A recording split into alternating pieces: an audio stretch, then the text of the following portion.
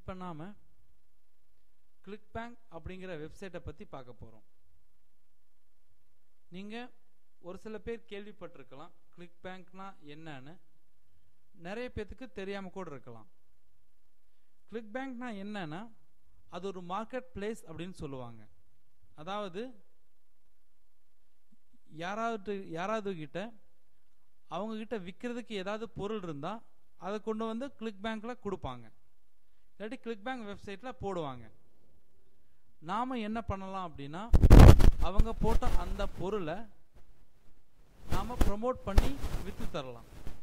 அப்படி விற்று தரும்போது நம்மளுக்கு ஒரு கமிஷன் கிடைக்கும். இதுதான் கிளிக்பேங்க்குடைய பேசிக் கான்செப்ட். மறுபடியும் சொல்கிறேன், இப்போது அமெரிக்காவில் அலெக்ஸ்னு ஒருத்தர் இருக்காருன்னு வச்சுக்கோங்களேன்.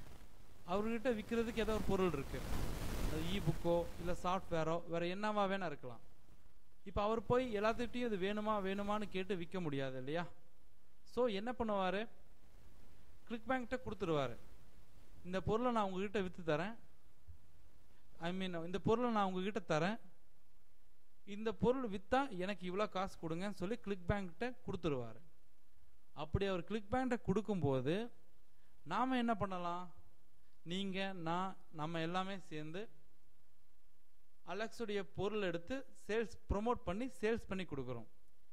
ஃபார் எக்ஸாம்பிள், இப்போ அலெக்ஸுடைய ப்ராடக்டுடைய ரேட்டு ஒரு $100 இருக்குது அப்படின்னா உங்களுக்கு மினிமம் $40 மேக்ஸிமம் $80 வரைக்கும் கூட கமிஷன்ஸ் கிடைக்கும். ஸோ இந்த மாதிரி கிளிக்பேங்க்ஸில் clickbank.comல பாருங்க,